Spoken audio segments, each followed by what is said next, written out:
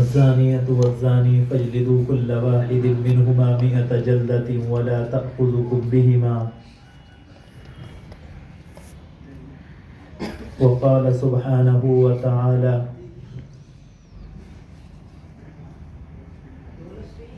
سمعنا فتى يذكرهم يقال له إبراهيم قالوا أأنت فعلت هذا بآلهتنا يا إبراهيم قال بل فعله كبيرهم هذا فاسألوهم إن كانوا ينطقون. قابل قدر عزیز ساتھیوں، بزرگوں، دینی اور ایمانی بھائیوں، قرآن کریم میں ابراہیم علیہ السلام سے متعلق جیسا کہ سورہ مریم میں کل بھی ذکر ہوا کہ وہ اللہ کا بندہ کتنے پیار سے، کتنی محبت سے اپنے والد کو سمجھاتا. پتہ چلا کہ قرآن کریم میں اگر کوئی کمی مجھے اپنے گھر کے اندر اگر نظر آئے تو کہنا تو اپنے گھر والوں سے بھی پڑے گا. ایسا نہیں کہ ہم اور آپ اپنے لیے زبردستی کی تعویلیں کر لیں کہ یہ کمی ہماری نہیں ہے، بلکہ معاملہ ایسا ہے، اس وجہ سے ہمیں یہ کام کرنا پڑتا ہے. اگر ہماری یہ مجبوری نہ ہو تو ہم یہ کام ہرگز نہ کریں. لیکن وہ اللہ کا بندہ ذرہ برابر اپنی کسی بات میں تعویل نہیں کرتا، اور اپنے باپ سے، اپنے والد سے کتنے پیار بھرے انداز میں کہتا ہے: یا ابتی لا تعبد الشیطان، اے میرے ابا، اے میرے والد، اس شیطان کا اتباع نہ کریں. ان الشیطان کان للرحمن عصیا، یہ تو خدا کا باغی اور نافرمان ہے، یہ خدا کا دشمن ہے. اور آگے بڑھ کر ایک جملہ اور اللہ کا بندہ کہتا ہے، کتنا کلیجہ ہو چاہیے کہنے کے لیے اپنے باپ سے: یا ابتی انی اخاف ان یمسک عذاب من الرحمن، میرے ابا میں اس بات سے ڈرتا ہوں کہیں ایسا نہ ہو اگر آپ اس کی عبادت کرتے رہے تو آپ کو یہ اللہ کا عذاب آ کر کے پکڑ لے. یا ابتی انی اخاف ان یمسک عذاب من الرحمن فتکون للشیطان ولیا. اور جب اللہ کا عذاب آیا کرتا ہے تو کوئی نہیں بچایا کرتا. جس کو شیطان کو سمجھتا ہے کہ اگر یہ بچا لے گا تو یہ بھی ولی نہیں ہوگا، تمہارے لیے ولی کافی نہیں ہوگا. اور قرآن کریم کے اندر ابراہیم علیہ السلام کا واقعہ جو ہمیں اور آپ کو معلوم ہے، کس طرح سے اس اللہ کے بندے نے ایک زمانے میں ایک کام کیا تھا. قوم ساری کی ساری لوٹ کر کے آئی ہے جب انہوں نے دیکھا ہے کہ یہ ہمارے معبودوں کے ساتھ کس نے کیا، تو ان کی زبان سے ایک ہی جملہ نکلا: سمعنا فتى يذكرهم يقال له ابراہیم، کہ ہم نے ایک انسان کو سنا ہے وہ ہمارے معبودوں کو برا بھلا کہتا ہے، اس کو ابراہیم کہتے ہیں. اور اس کے بعد میں معلوم کیا: انت فعلت هذا بآلهتنا یا ابراہیم، کیا یہ ہمارے معبودوں کی توہین تم نے کی ہے؟ کیا ہمارے معبودوں کی درگت تم نے بنائی ہے ابراہیم؟ اس اللہ کے بندے کی زبان سے ایک ہی جملہ نکلا: انت فعلت هذا قال بل فعله كبيرهم هذا فاسألوهم إن كانوا ينطقون. بلکہ ان کے بڑے نے کیا، آپ اس سے معلوم کریں اگر یہ بول سکتا ہے.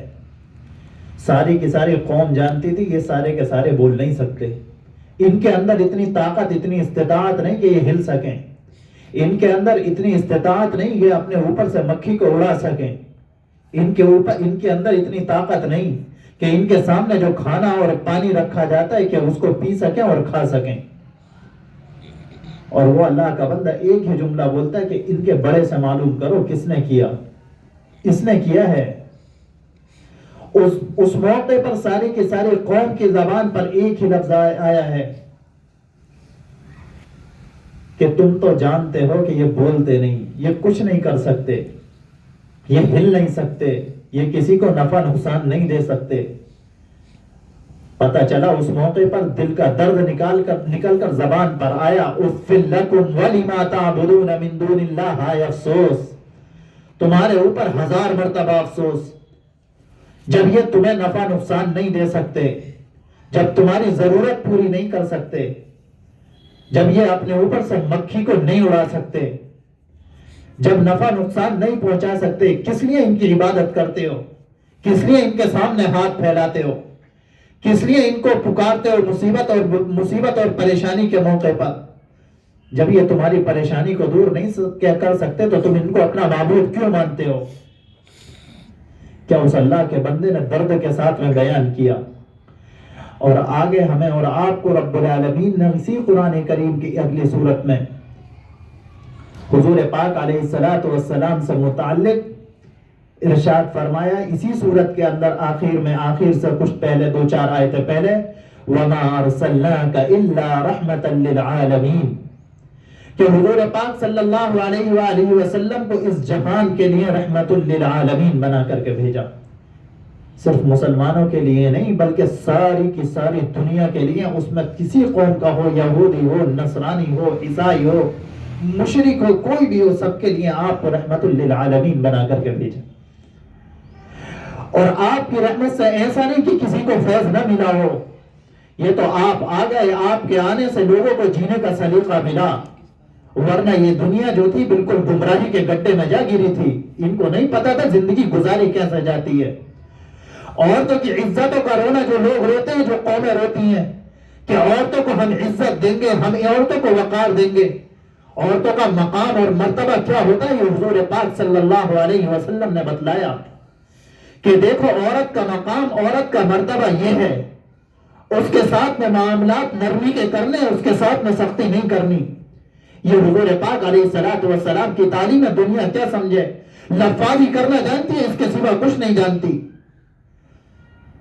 اور ہماری بھی کمی ہے کہ ہم نے حضور پاک صلی اللہ علیہ وسلم کی تعلیم کو دوسروں تک نہیں پہنچایا، ورنہ آج ہمارے قوم کی حال یہ نہ ہوتا کہ لوگ ہمارے دشمن بنے ہوئے بیٹھے ہوتے۔ ہم میں سے ایک ایک کے اوپر فرض ہے۔ آپ علیہ السلام نے ارشاد فرمایا، بلغوا عنی ولو آیا، پہنچاؤ تمہارے پاس میں اگر میری ایک بھی آیت ہو تو۔ ایک ایک آیت کو، قرآن کریم کے ایک ایک حکم کو پہنچانا ہمارا فرض ہے کہ ہمارے پاس آپ صلی اللہ علیہ وسلم کی یہ بات پہنچی، ہمیں دوسروں تک پہنچانی۔ ایسا نہ ہو کہ آپ صلی اللہ علیہ وسلم کی بات میں اور قرآن کریم کی باتوں میں ڈنڈی ماری جائے کہ اس کا مطلب ایسا نہیں، ایسا ہے۔ ہر انسان اپنے مطلب کو دوسرے کے اوپر تھوپنے پر لگا ہوا ہے۔ اس کے سامنے قرآن کریم کی آیت رکھ دی جائے، اس کے سامنے حضور پاک صلی اللہ علیہ وسلم کی حدیث رکھ دی جائے، لیکن ماننے کو تیار نہیں، صرف وہی بات مانے گا جو پہلے سے چلا آ رہا ہے، پہلے سے سنتا ہوا آ رہا ہے۔ میں خود آپ سے کہتا ہوں، اگر میں کوئی بات کہوں تو آپ مجھ سے دلیل مانگیں، اور اگر کوئی اور کہے، اب معاملہ وہ نہیں جو پہلے تھا کہ کہنے کو کہہ دیا، سننے کو سن لیا، اور آپ دلیل نہ مانگیں، آپ کسی کی بات کو لپائیں جھپائیں یوں ہی اڑاتا ہوا چلا جائے، اور آپ اس کی بات کو بڑے آرام سے سنیں کہ مولانا صاحب نے، مفتی صاحب نے یہ بات بیان فرمائی تھی، ٹھیک ہے، اگر یہ بات انہوں نے بیان فرمائی ہے تو ٹھیک ہی ہوگی۔ کتنے مقامات ایسے ہوتے ہیں کہ کس موقع پر کے لوگ ڈنڈی مارتے ہیں حدیث شریف کے اندر، قرآن کریم کی آیت کی غلط تشریح کرتے ہیں، اللہ معاف فرمائے، اللہ معاف فرمائے۔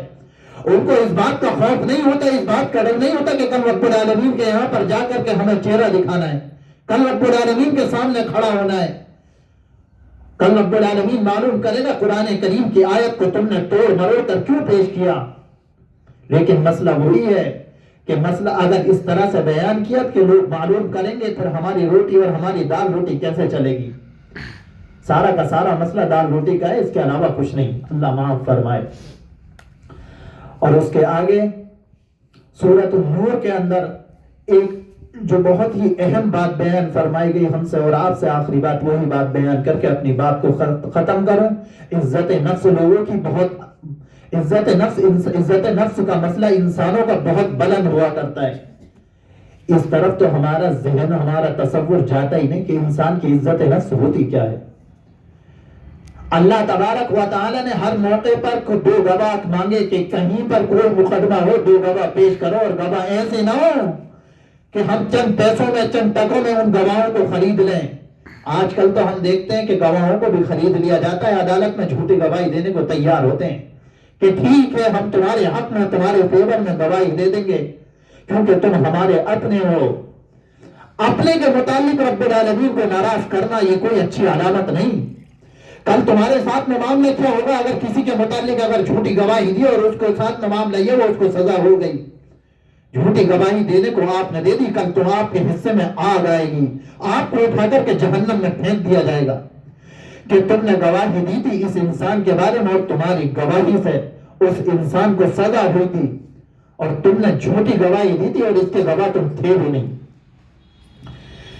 لیکن ایک مسئلہ ہے جو زناکاری سے متعلق ہے.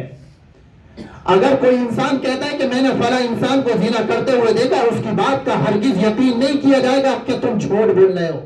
نہیں, اگر تمہیں اپنی بات ثابت کرنی ہے تم اپنے ساتھ میں 4 گواہ لے کر آؤ, 2 گواہ نہیں. عزت نفس کا معاملہ ہے, عزت نفس کی وجہ سے رب العالمین نے یہاں پر 2 نہیں بلکہ 4 گواہ مانگے. 4 گواہ لے کر کے آؤ جب تمہاری بات کو مانا جائے گا اور گواہ بالکل سچے ہوں. ایسا نہ ہو کہ گناہگار اور فاسق اور فاجر ہوں, ایسا نہ ہو کہ ان کی زندگی کے اندر جھوٹ ہو, ایسا نہ ہو کہ ان کی زندگی گندی گزری ہو.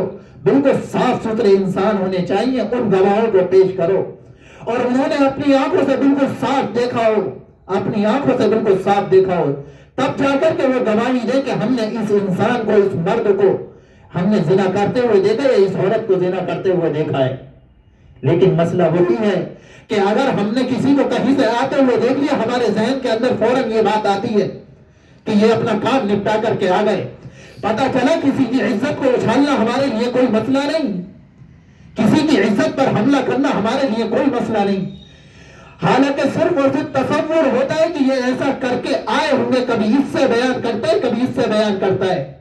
یاد رکھیں اس بات کو, اگر یہ کسی کے اندر بات ہوگی, یہ والی صفات ہوگی, رب العالمین کے دربار میں جا کر پکڑا جائے گا کہ تم نے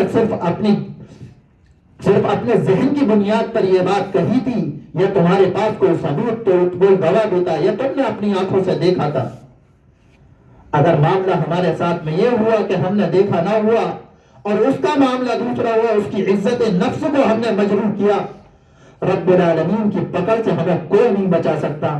اللہ تبارک و تعالی ہم سب کو عمل کی توفیق مرحمت فرما دے, قرآن کریم کا فہم نصیب فرمائے. رب العالمین اس رمضان المبارک کی قدر کرنے کی توفیق مرحمت فرما دے. وآخر دعوانا الحمدللہ رب العالمین.